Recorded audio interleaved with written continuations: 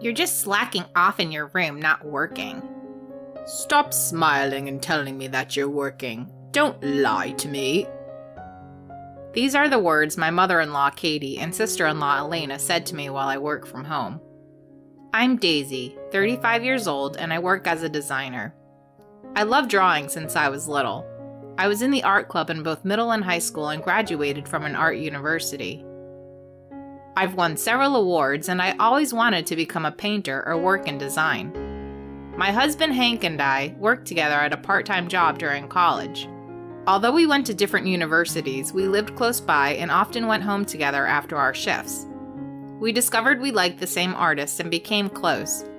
We started dating on the day we went to see a live concert together. He's a generous and kind person. He listens to my whims and I love him, but sometimes his kindness causes him to lose out, which worries me a little. We had a lot of fun during our college days going to live concerts and festivals together. After graduating, Hank got a sales job at a small company and I started working as a designer at a design office. We got married at the age of 25, 3 years after starting our jobs. We have a daughter who is now in elementary school. When I became pregnant with my daughter, I went independent and started working as a freelance designer from home. At first, it was tough to work from home while raising a child, but thankfully, I now have a lot of work. I used to work from early morning till late at night before getting pregnant, so my husband was very supportive of me continuing to work from home. Living with my beloved husband and daughter while doing the job I've always dreamed of has been the greatest happiness for me. When our daughter started elementary school, we built our dream home. We even made a room for me to focus on my work. One night, Elena visited our house late at night. Katie had slipped in the bathroom and injured her leg, and she was in the hospital. She's getting discharged tomorrow, but she might need assistance when walking. I'm worried, so I'm moving in here. Can you help me out? My father-in-law passed away 5 years ago, and Katie and Elena have been living together. Elena works at a factory with a few days off and has night shifts. Katie used to work at a food factory until her retirement. I understood their concerns about Katie being alone for long periods, but I couldn't believe my sister-in-law was suggesting they move in with us. Actually, I don't get along well with either of them. It started when we went to greet them for our marriage. When I mentioned that I work as a designer, Katie said, "It must be nice to draw pictures and get paid. Sounds easy." My sister-in-law chimed in. I'm jealous that you get to doodle and make money. I, who had been proud of my job, retorted, It's not a doodle. That's disrespectful to all designers. I always rack my brain to come up with the best design. Please take that back. The atmosphere turned sour. My father-in-law, who had worked in an advertising company, understood the job of a designer and defended me. My husband, Hank, also defended me wholeheartedly. Thanks to them, we managed to get through the situation, but I still haven't forgiven them for their comments. Hank's family has very strong-willed women, and the men might be more easygoing. Since I'm also strong-willed, maybe that's why I got along well with Hank. I visited my in-laws' house several times since then. Each time, Katie and Elena made snide remarks, but I always respond in kind. I can't imagine living with them. This time, Elena had a rather arrogant attitude. You're home. You must have free time on your hands. No, I don't. I have to work and take care of the kids. The atmosphere was tense, but my husband said, Can you give us some time to think? Mom hasn't been discharged yet, and we don't know how much assistance she'll need. Why don't we wait and see? I'll go with her if she wants to go shopping or go out. Although Elena seemed dissatisfied, she left after hearing those words. After she left, I told my husband, We don't get along well, so we can't live together. Of course I know that, he replied, but he seemed a bit worried about his mother. However, that weekend while my husband, daughter, and I were having lunch, the doorbell rang. It was Katie and Elena carrying large bags. My husband and I went to the entrance and Elena smiled and said, We're moving in today. Looking at the car parked in front of the house, it was filled with their belongings. What's going on? I asked, and she replied, We knew you just postponed making a decision. We're just trying to leave everything to me. I thought you wouldn't make up your mind unless we did this. Hearing that, my husband said, "Wait, sis. This house was built for the three of us. Daisy has a job too. We can't just do things without asking." But she insisted. We've already moved out of our old place. We have no choice but to live here. What? Why would you do that? As I tried to retort, my mother-in-law interrupted. "Can you let me sit down? My leg hurts. It's your job to take care of me. Are you trying to kick us out?" My usually mild-mannered husband was angry, but he looked troubled when they mentioned her leg injury and having no home. Amid the heavy atmosphere, our daughter came to the entrance and cried. Mom and Dad look troubled. Why are you and Auntie Elena doing something mean? I hugged my daughter and apologized. Seeing that, my husband said, "Put your bags in the living room for now. It's not good for her to see us fighting. You can stay for a few days and then we'll think about it. Daisy, is that okay?" Well, I was unhappy, but I didn't want to upset my daughter, so I had no choice but to accept. Hearing our conversation, the two of them started carrying their bags. Katie was dragging her leg and seemed to have difficulty walking. From that day on, my days of hell began. My usual routine was to send my daughter to school, finish housework, and then start working. Hank and Elena went to their jobs, leaving Katie and me alone. "I'm going to work now," I told her before retreating to my workroom. However, that didn't mean she would let me concentrate on my work. At first, when I left my room to go to the bathroom or get a drink, she would say things like, "Daisy, can you make me some tea? Daisy, when are you making lunch? I don't want anything simple." I had anticipated this, so I managed to dodge her request by saying, "Sure, here's your tea. I prepared lunch this morning. Don't worry, it's not something simple." She seemed to look a bit frustrated. One day, I was in my workroom having a remote meeting. I didn't notice because I was wearing headphones, but suddenly, Katie started yelling right behind me. "I've been calling you over and over. Stop ignoring me while you're having a fun conversation." I was surprised and let out a gasp, not knowing when she had entered the room. The camera and microphone were on, so the client heard everything. They laughed, and I felt extremely embarrassed. It was a long-time client, so it worked out somehow, but it could have been a disaster with other clients. I got her out of the room, finished the meeting, and went to see her. "Katie, please, I'm working. Don't come into my room like that." "It's your fault for not coming when I called you." I was dumbfounded and quickly stopped arguing. Thinking it was pointless to say anything to her, I called a contractor that day to put a lock on my workroom door.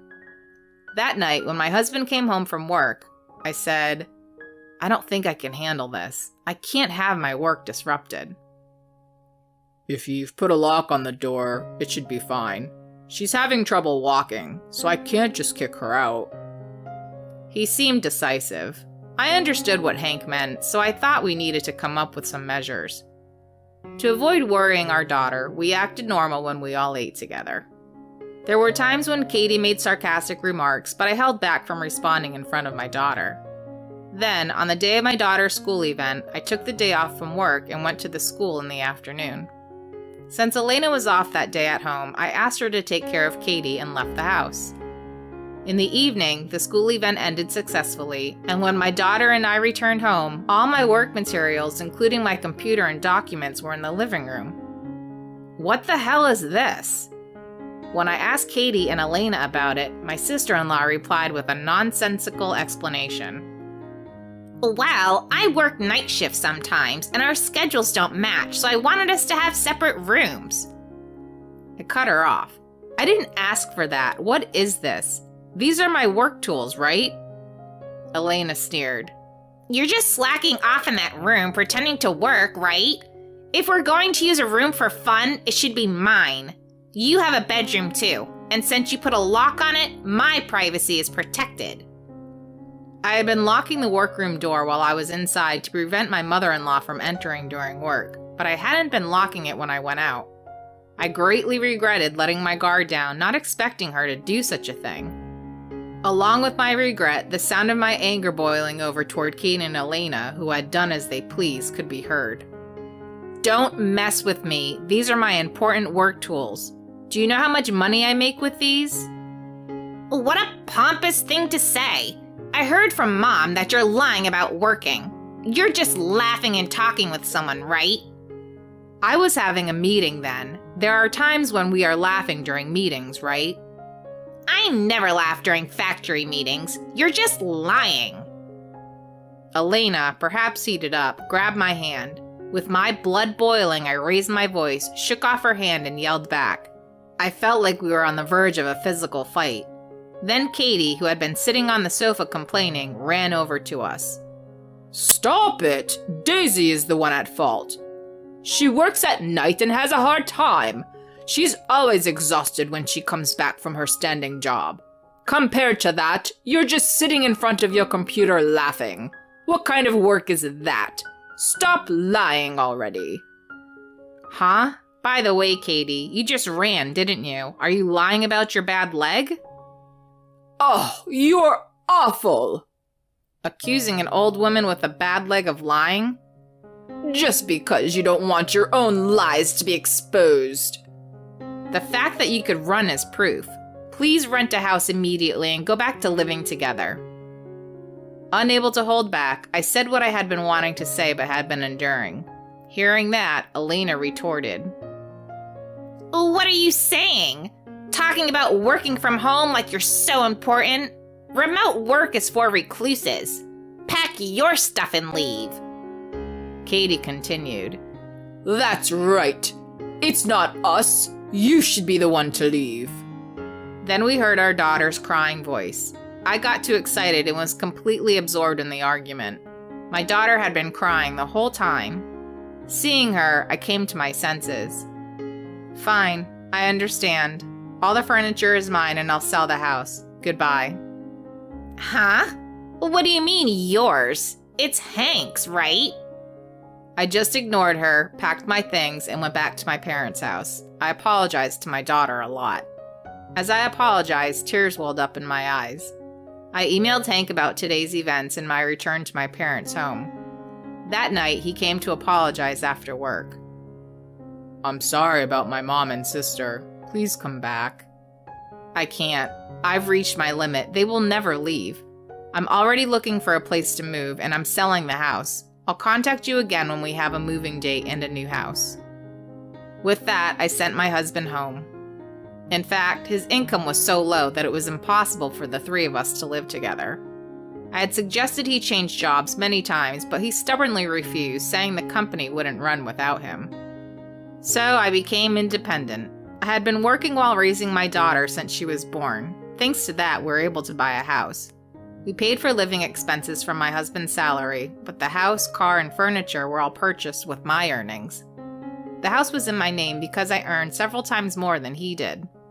I loved my job as a designer, and it was fine. I thought it was okay if he didn't want to change jobs. There were no complaints while the three of us lived together. I think my husband was also at fault for not clearly refusing to live with his mother and sister. I want to continue living with Hank, but living with his mother and sister is absolutely impossible. From that day on, I did everything I could to sell the house and find a new one. In the meantime, Hank told his mother and sister to leave, but they refused to listen. They seemed to be enjoying themselves in the house as if it were their own. Then, the moving date was set. The arrangements for selling the house were also in place. We chose a moving plan where the movers would help pack, and I told that to Hank. It was a last-minute booking, so it was on a weekday. I wanted him to be there too, but he had to work. After sending my daughter to school, I mustered my energy and went to the house with the movers. When we entered the house, Katie was there alone, surprised by the large number of cardboard boxes being brought in.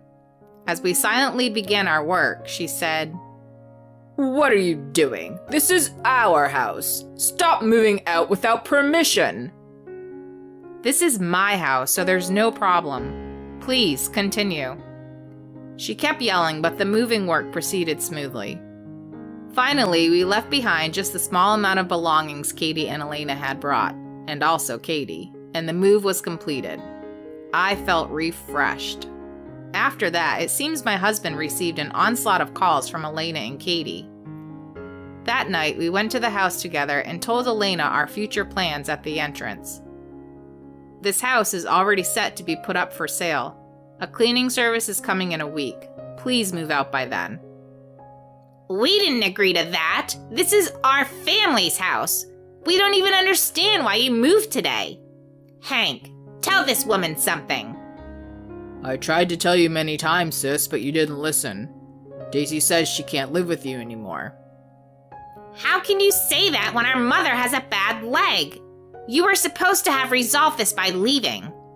Hank, shouldn't you divorce this mean wife? I couldn't forgive my sister-in-law for saying such selfish things. Divorce isn't something she gets to decide.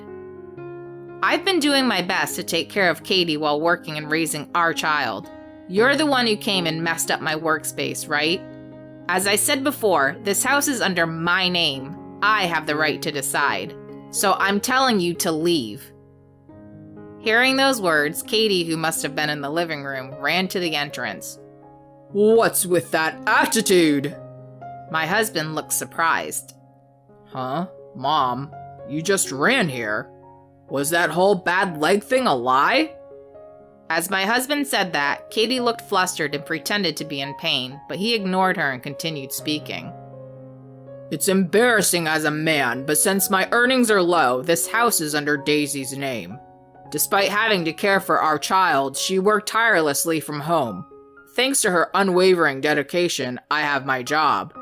I can't forgive you and Elena for going as far as lying to interfere with her work.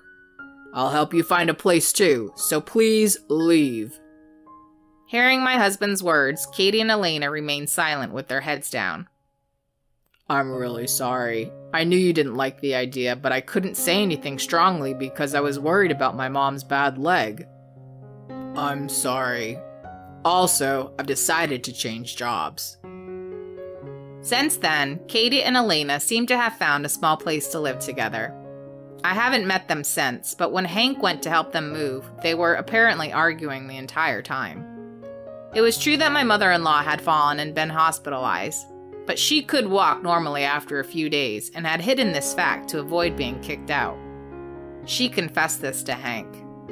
In our new house, my daughter, Hank, and I were able to return to a happy life. Our daughter, who had been a bit down during the time we lived together, has regained her energy and is now at ease. Hank has started job hunting and is likely to find a much higher paying job than before. My work is going as smoothly as ever. We're both saving money and talking about buying an even better house than before.